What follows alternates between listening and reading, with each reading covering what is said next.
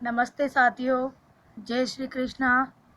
RPSC first grade और RPSC second grade, KVS, PGT, D triple triple S B, जितने भी मेरे साथीगण हिंदी विषय से तैयारी कर रहे हैं वो मेरे इस चैनल से जुड़ सकते हैं और आप हिंदी सब्जेक्ट की तैयारी कर सकते हैं।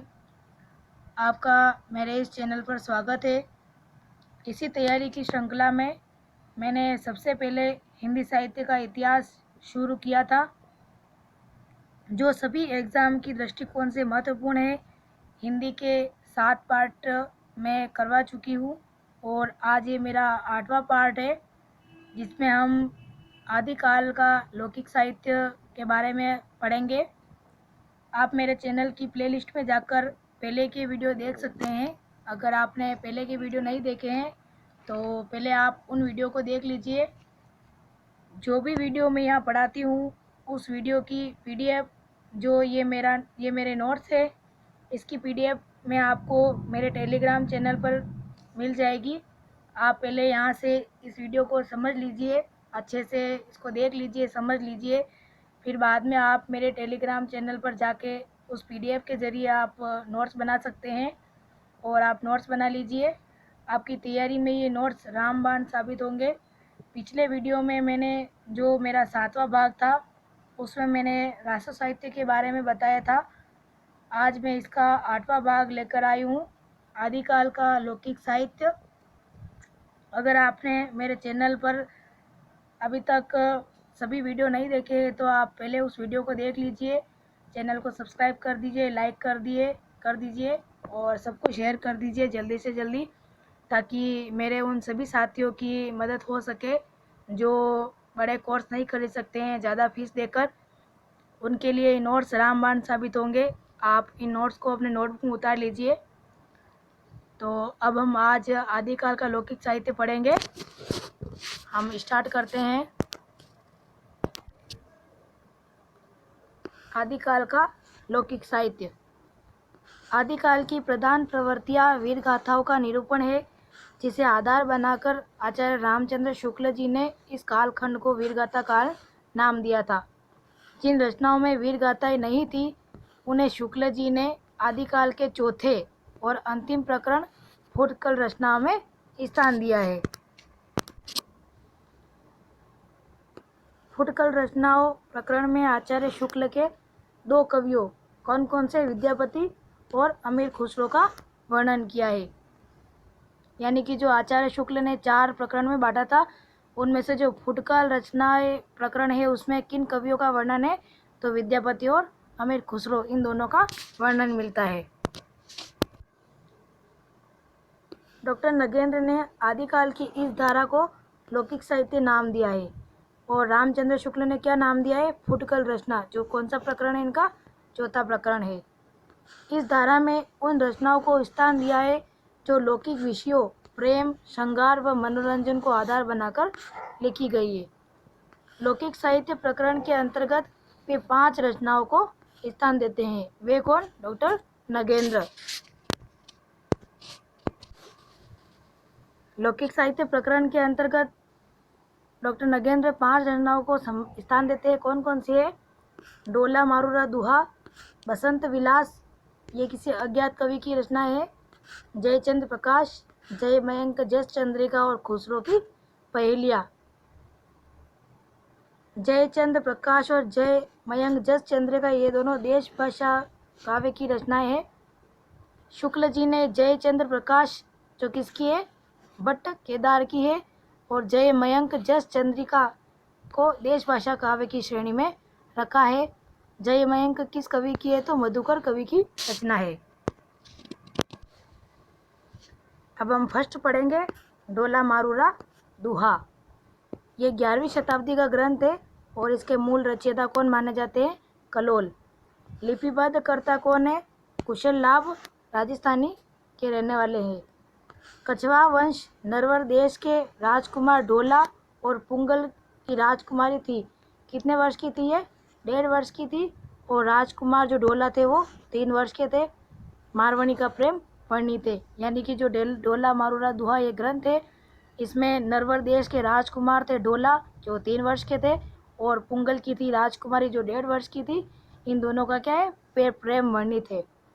डॉक्टर नगेंद्र ने इस लौकिक प्रसिद्ध ढोला मारूरा दुहा प्रेम गाथा आदिकालीन श्रृंगार काव्य परंपरा की महत्वपूर्ण कड़ी माना है।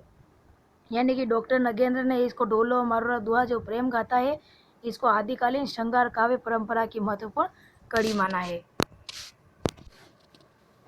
दूसरा हम देखेंगे बसंत विलास। इसके रचयिता अज्ञात है, यानी कि इस ग्रंथ के रचयिता का कोई पता नहीं है हमें कि ये ग्रंथ किसने लिखा है।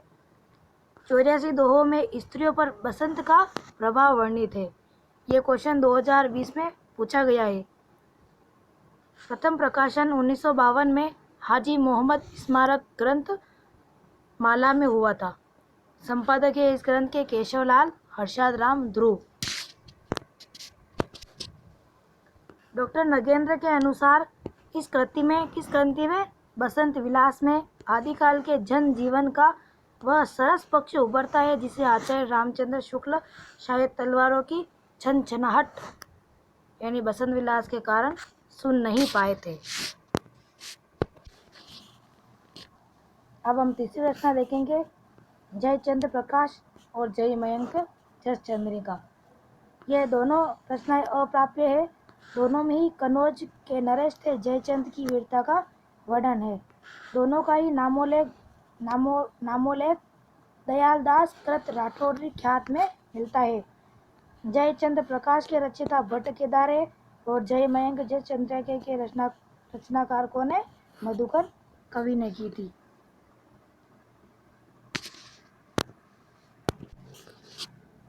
चौथा है अमीर खुसरो। ये मोस्ट है। जन्म हुआ था 1255 ईस्वी में।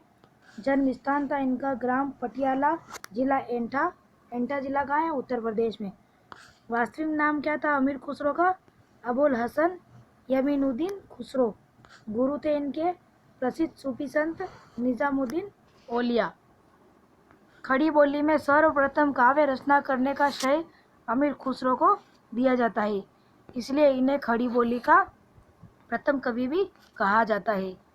अमीर इनकी उपाधि थी, यानी जो अमीर खुसरो के थे इनका वास्तविक नाम तो था अबुल हसन यमीनुद्दीन खुसरो, लेकिन अमीर क्या थी, इनकी उपाधि थी जो इन्हें किसने दी थी, जलालुद्दीन खिलजी ने प्रदान की थी।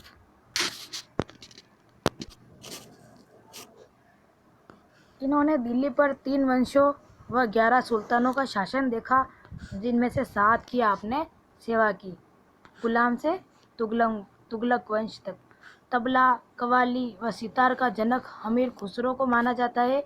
यह स्वयं को हिंद का तोता भी कहते थे। ये मोस्ट इम्पोर्टेंट है, ये आपको याद रखना है।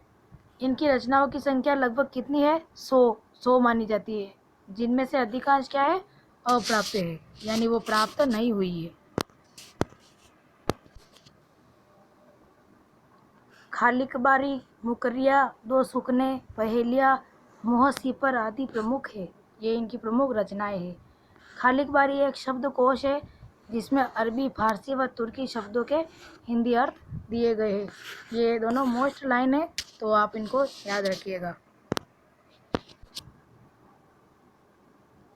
नुहसीपर में भारतीय भाषाओं के विषय में विस्तार से वर्णन मिलता है।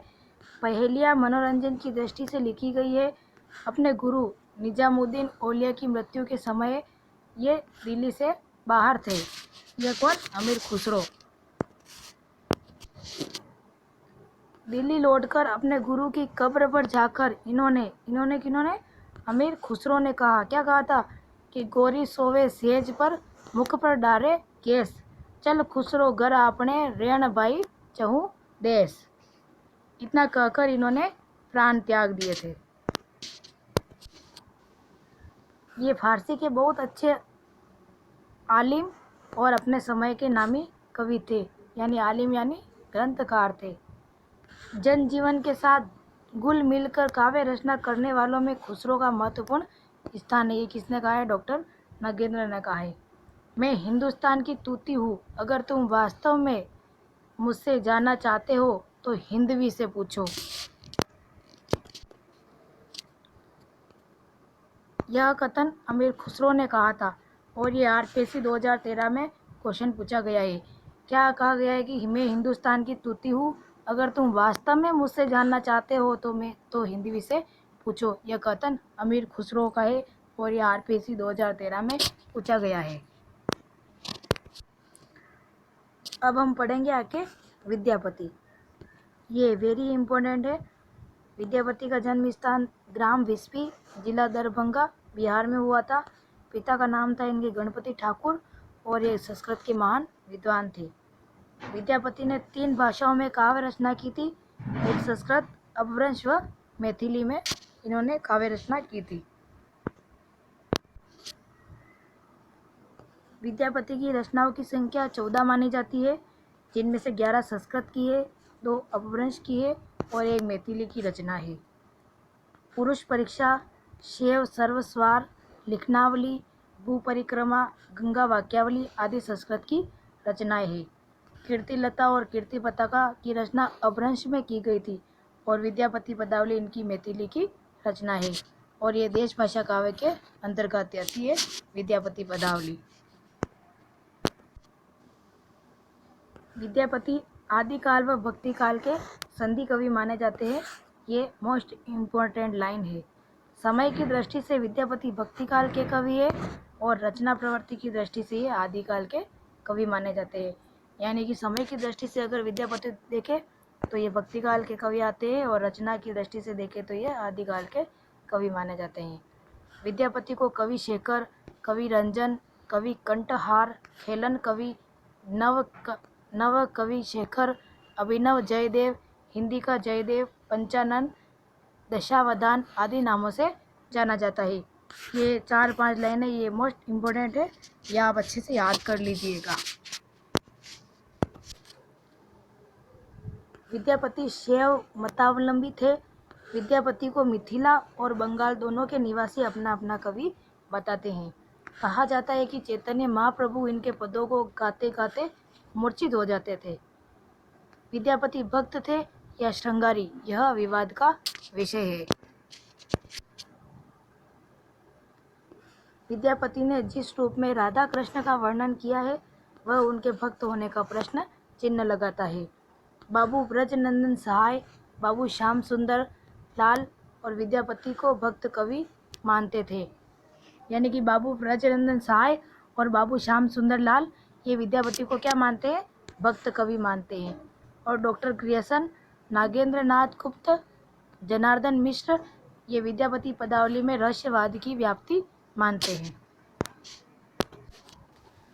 आचार्य रामचंद्र शुक्ल, डॉक्टर राम कुमार वर्मा, पंडित हरप्रसाद शास्त्री, राम वृक्ष बेनीपुरी आदि विद्वानों ने विद्यापति को श्रृंगारी कवि माना है। इसकी ट्रिक है राम राम राम हर, राम राम राम हर यानी रामचंद्र शुक्ल, राम कुमार वर्मा, रामकृष्ण बेनीपुरी और हरप्रसाद शास्त्री ये सब विद्यापति को क्या मानते हैं? श्रृंगारी कवि मानते हैं।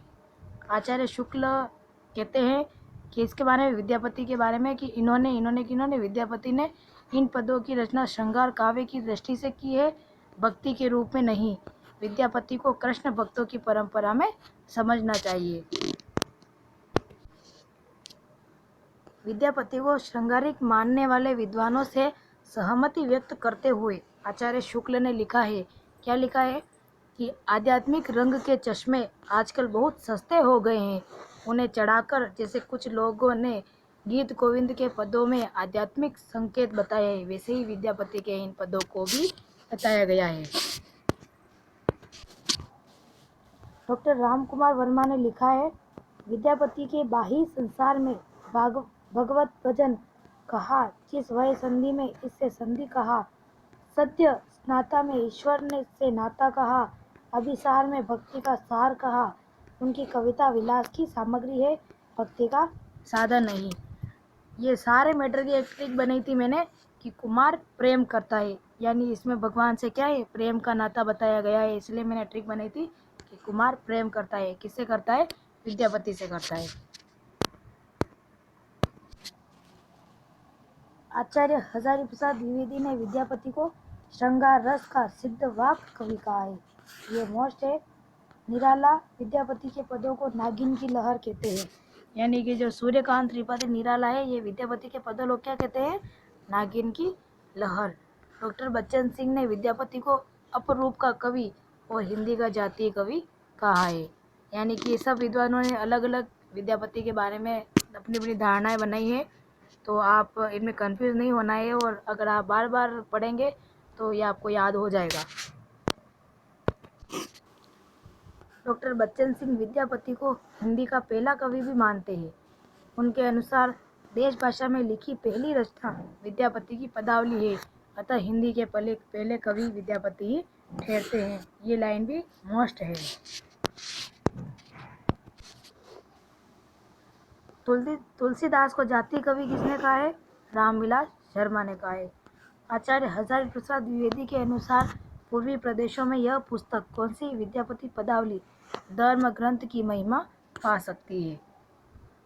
विद्यापति ने कीर्ति लता की रचना महाराजा कीर्ति सिंह के प्रीत्यार्थ की, जो विद्यापति पदावली की रचना स्वांत सुखाय और शिव सिंह लखीमा देवी के प्रीत्यार्थ वर्णन किया है। कीर्ति लता की एक प्रति पंडित हरप्रसाद शास्त्री को नेपाल के राजकीय पुस्तकालय से प्राप्त हुई है।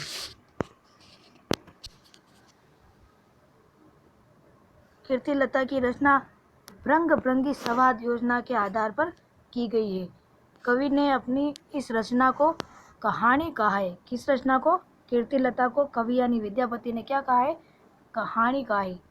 कीर्ति लता में मिथिला नरेश कीर्ति सिंह की वीरता का वर्णन 4 पल्लवों में किया गया है।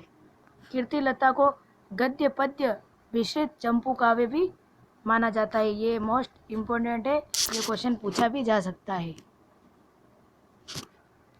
कीर्ति पताका में शिव सिंह की ग्राहकता व उदारता वर्णित है। कीर्ति पताका में शिव सिंह की गुण ग्राहकता व उदारता वर्णित है। विद्यापति को हिंदी का आदि गीतकार, हिंदी गीतिका परंपरा का प्रवर्तक, हिंदी कृष्ण काव्य परंपरा का प्रवर्तक माना जाता है। ये देखिए, ये गद्य साहित्य की रचना है राहुल वेल, जो रोड़ा कवि की है, और इसको भी गद्य पद्य मिश्रित चंपू रचना माना जाता है। मैंने ये यहाँ पे इसीलिए लिखा था क्योंकि हमने ये अभी यहाँ पे देखा था कि कीर्ति लता को गद्य पद्य मिश्रित चंपू काव्य भी माना जाता है, तो इसीलिए मैंने इसको यहाँ पे भी लिख दिया था ताकि मुझे इसमें कोई कंफ्यूज नहीं हो, क्योंकि ये गद्य साहित्य की रचना है और ये 2013 या 2016 एग्ज़ाम में फर्स्ट ग्रेड में पूछी गई थी, इसलिए मैंने पेपर सोल्व किया था, तो फिर मैंने यहाँ पे लिख लिया था ताकि मैं जब भी नोट्स का रिवीजन करूँ तो मुझे साथ में याद होती रहे। जॉर्ज ग्रियर्सन ने मैथिली भाषा के मागधी अपभ्रंश से विकसित होने के कारण पदावली को हिंदी साहित्य में स्थान नहीं दिया। ये मोस्ट है। आचार्य रामचंद्र शुक्ल ने पदावली को हिंदी की रचना माना है और वे लिखते हैं कि जिस प्रकार हिंदी साहित्य बिसलदेव रासों पर अपना अधिकार रखता है, उसी प्रकार विद्यापति पर भी अधिकार रखता है। तो ये हमारा आज का हो गया। आज हमने आदिकालीन लौकिक साहित्य के बारे में पढ़ा और कल हमारा एक वीडियो और आएगा। तो ये हमारा आदिकाल का पाठ चल रहा था, जिसमें नगेंद्र ने जिसे 6 भागों में डिवाइड किया था आदिकाल को, सिद्ध, नाथ, जैन, रासो, लौकिक और गद्य साहित्य। तो आज हमने लौकिक साहित्य हो गया है। अब हमारा आदिकाल का एक भाग और आएगा जो गद्य साहित्य और है, वो हम पढ़ेंगे। फिर उसके बाद हम भक्ति काल पे प्रवेश कर जाएंगे। सबसे पहले हमने इसमें हिंदी साहित्य इतिहास की लेखन पद्धतियाँ देखी थी, फिर हमने इसका काल विभाजन, नामकरण, इसके बाद आदिकाल। अब आदिकाल का एक लास्ट वीडियो और आएगा, इसके बाद हम भक्ति काल में प्रवेश कर जाएंगे।